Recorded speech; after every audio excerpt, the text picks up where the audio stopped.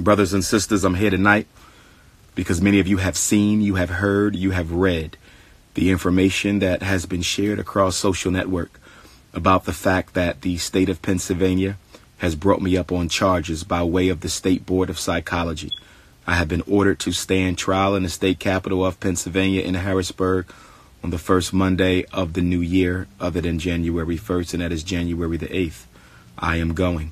I want to apologize to my brothers and sisters in Tokyo. You had already arranged the events and the venues in Tokyo well ahead of time. You did your job.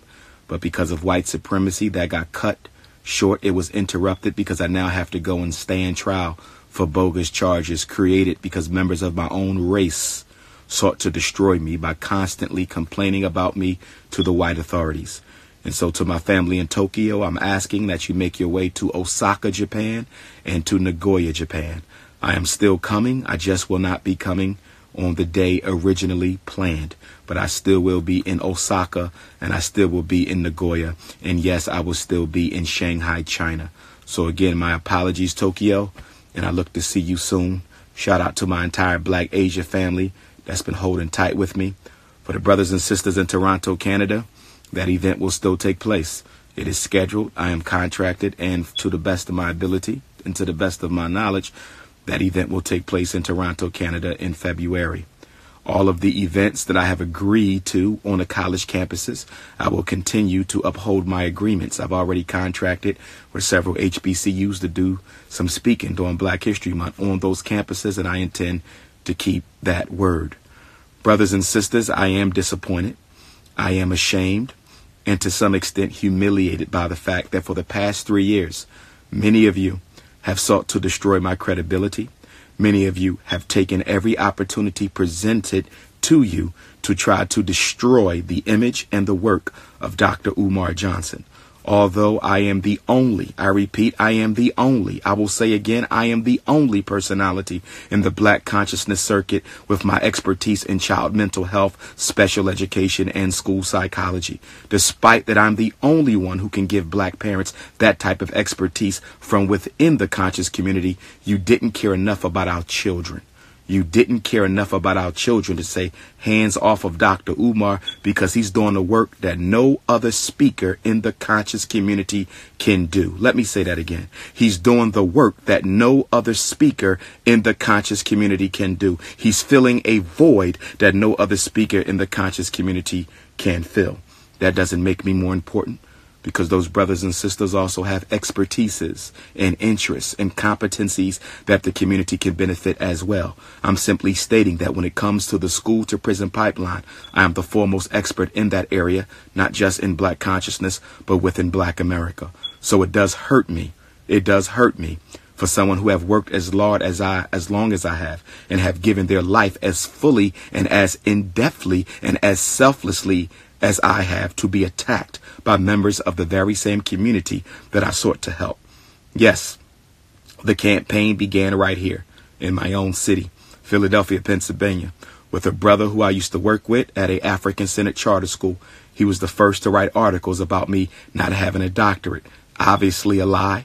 Okay. He was the first to write letters about me stating I was misusing the funds.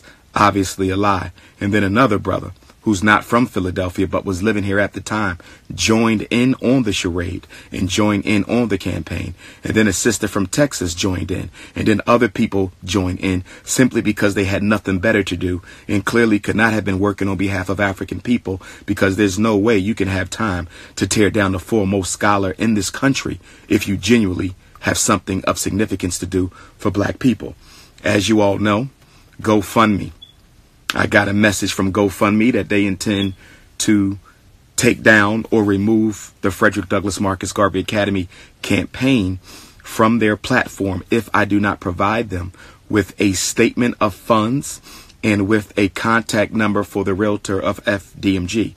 To this second, I have not moved to provide them with the information that they have requested. And the reason I have not moved to provide them with the information that they have requested is because I have already previously provided them with the bank statement and the bank details, and have given them full legal permission to contact the bank without my presence to find out whether or not a single penny to find out whether or not a single penny of the funds donated to me in the cause of building America's first independent black boy academy based strictly off the principles of revolutionary Pan-African nationalism and international economics. I gave them permission to contact the bank to find out if Dr. Umar misappropriated a single penny of any of the funds that you all have so graciously given me from your earnings over the past years. But rather than do that, they continue to harass me. Every time one of you, not white people, but black people, every time one of you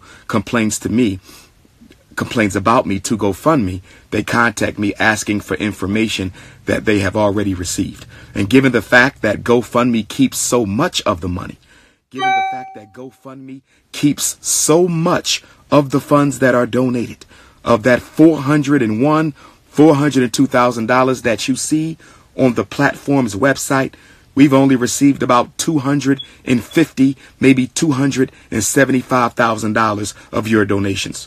For the sake of convenience, GoFundMe has kept over $125,000 to $50,000 of that money, just for the sake of convenience, robbing us, and then have the audacity to ask for proof when you've taken already so much money from us, when you've already been provided with that proof. So as far as I'm concerned, they can pretty much suspend the campaign, which will in turn force all of you to send your donations in by check or by money order. Brothers and sisters, I'm not a crook. I am not a thief. My ambitions and my interests are a lot greater than money. What I want to do for our people and what I want to do for our young people goes beyond money. I know many of the hustlers in the conscious community, and I know that many of the hustlers in the black community can't think beyond their next meal, can't think beyond their next shopping spree, can't think beyond their next rent or mortgage payment. But Dr. Umar Johnson is a visionary. I think in-depthly, and I think very far into the future in terms of how I can best make a contribution to impact our people.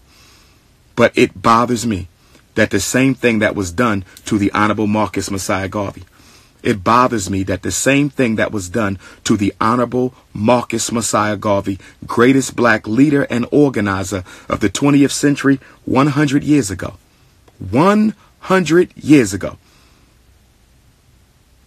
black men and women went to the government of the United States and begged them to destroy Marcus Garvey, begged them to incarcerate Marcus Garvey, begged them to deport Marcus Garvey.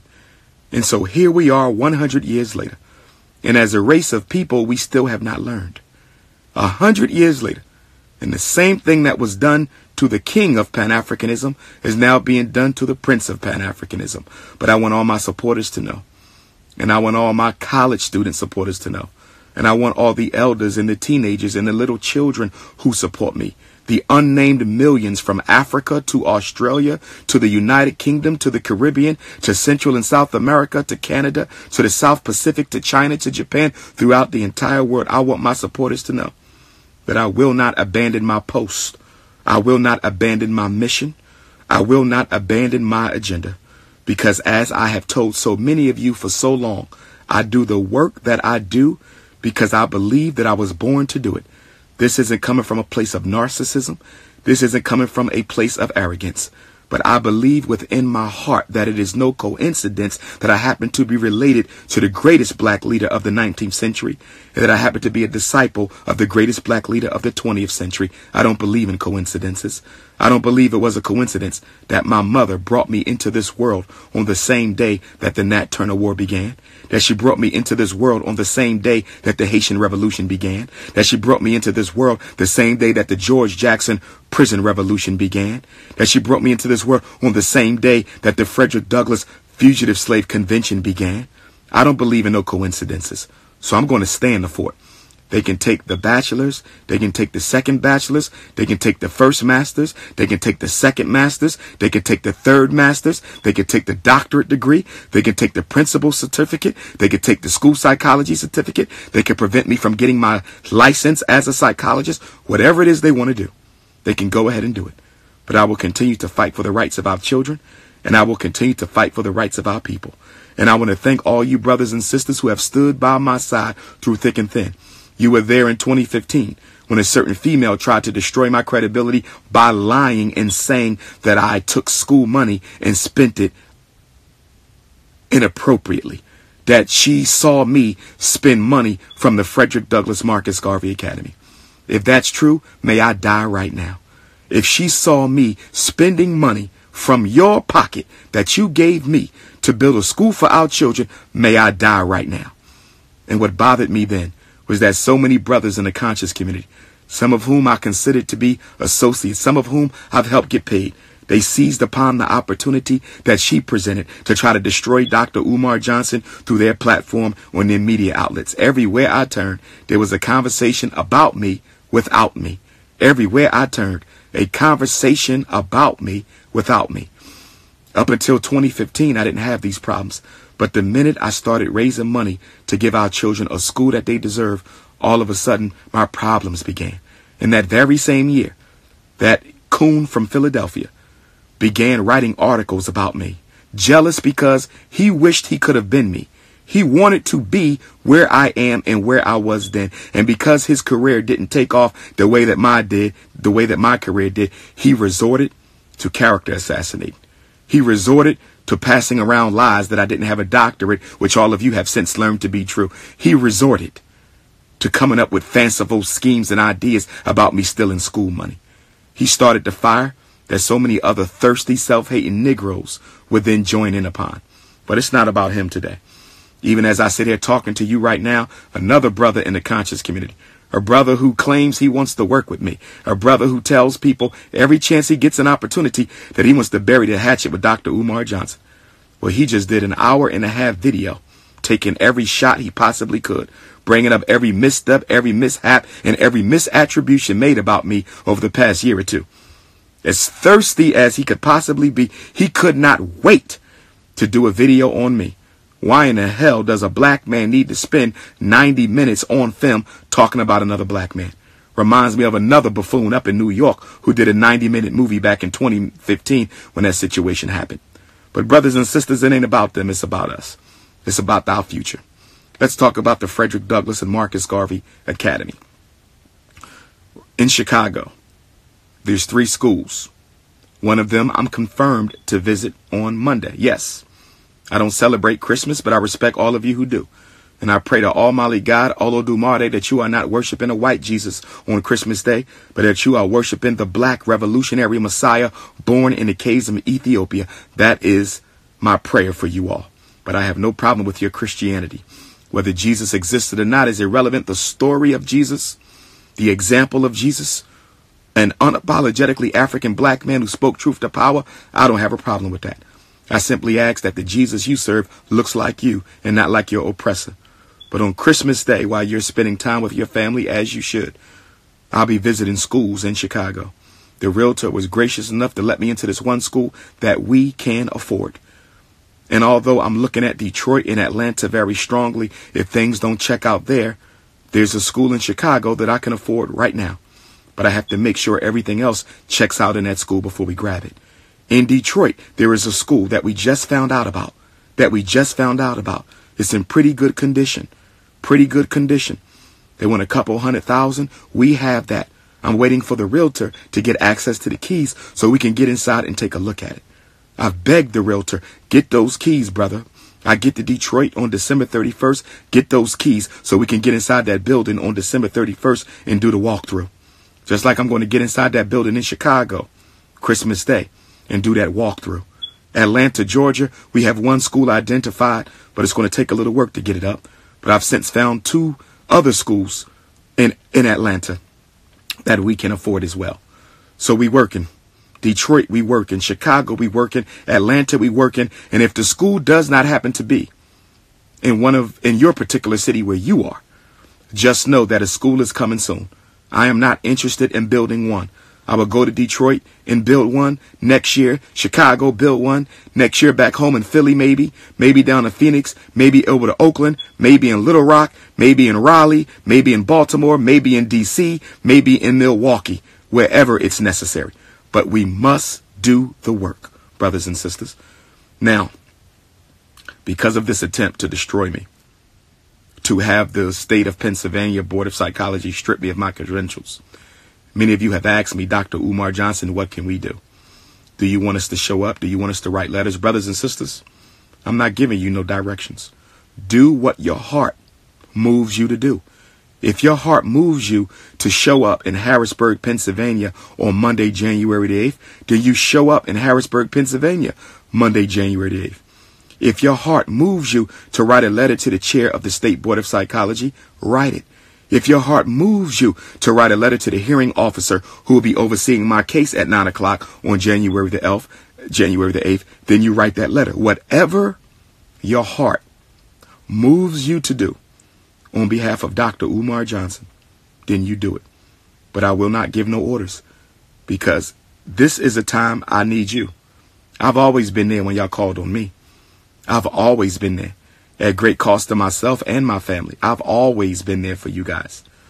Okay, so you do what it is you need to do. If Dr. King is in jail, and I'm nowhere near Dr. King, and please don't mistake my words for even suggesting that I can compare to the king. The prince cannot compare to the king. But if Dr. King is in jail, he shouldn't have to tell you to get him out. If Malcolm X is in trouble, he should not have to make a phone call and ask you to help him. If Marcus Garvey is being marked for deportation back to Jamaica, he should not have to call on his people to save him. His people should love him enough to save him on their own. So do whatever it is in your heart to do. I've been saving black children for 20 years. I've saved thousands, probably tens of thousands, probably hundreds of thousands. Psychoacademic Holocaust book has saved lives. I have saved lives. My lecture have saved lives. I would stop doing this work the minute I felt I can no longer save a life, black man and black woman. So do whatever it is on your heart to do, brothers and sisters. But I want you to know right now, as I've called on my ancestors, I have renewed my faith. I have renewed my confidence in myself. I'm going forward. I can't stop. I'm too close. So many of you have told me. So many of my, elders, members of my spiritual team have told me that the closer you get to the goal, the more hate you're going to get. The closer you get to the goal, the more they're going to try to shut you down. The closer you get to the goal, the more traps that will be laid out before you. It's a shame that my own people did this to me. There's one sister on YouTube. I'm not going to call her name because I know she's thirsty for attention. She has a whole YouTube page dedicated to teaching people how to destroy Dr. Umar Johnson. And the irony of all these people who claim that they need to hold me accountable, they haven't held the killer of Michael Brown accountable. They haven't held the killer of Trayvon Martin accountable. They haven't held the killers of Tamir Rice or Sandra Bland accountable. They haven't held the killers of Philando Castile or Alton Sterling accountable. You haven't held any of them accountable. You haven't held the Ku Klux Klan accountable for all the black people they've murdered. You haven't held the black churches accountable for all the money they stole. You haven't held national black leaders accountable for all the money they've collected and never accounted for. You never held the Urban League or the NAACP, and I'm not knocking any of them. But how is it you can skate around everybody else, and the only person you can hold accountable for in the black community is Dr. Umar Johnson? That's hypocrisy. That is absolute hypocrisy. To spend time trying to destroy your man instead of doing work on your own. How do you try to destroy your man who's trying to build a school? If you don't like him, keep it moving. But every day I got to deal with homosexuals trolling my page. Every day I got to deal with lesbians and transvestites trolling my page. I got to deal with black men who love white women more than black women trolling my page. I got to deal with coons and crackers and all types of other types of reactionary individuals trolling my page. Do I troll your page? I don't post comments. I've never posted a Facebook comment, hardly ever, unless it's happy birthday. I don't post comments. I don't make videos about me, about other people. I may have made 2-3 videos, and that's only because I was attacked by those persons. I mind my business. I have too much work to do to be worrying about what other people do. Brothers and sisters, you all know I started the organization Team Pan-African, the international movement for the independence and protection of African people. Well, I want you to know that in the new year, we will be coming back strong. In the new year, I will be bringing about a rebirth of Team Pan-African, and all of you who are serious about the work. All of you who are serious about the work, true Pan-Africanists, true Garveyites, you will have an opportunity to help Dr. Umar Johnson organize our people internationally. I promised my brothers and sisters in Africa that I would do an international Pan-African youth conference there. I'm going to do it. I'm going to do it. Whether it's Ghana, whether it's Namibia, whether it's Senegal, whether it's Kenya, whether it's the Republic of South Africa, Zimbabwe, where I was just invited to speak the other day. It will happen. And I'm asking brothers and sisters from America who want to help me make this happen. My brothers and sisters in the United Kingdom. I have a lot of supporters up in the UK. I have not forgotten you. Although I'm going to take a break from speaking in the new year, for my brothers and sisters in the United Kingdom, I owe you a visit.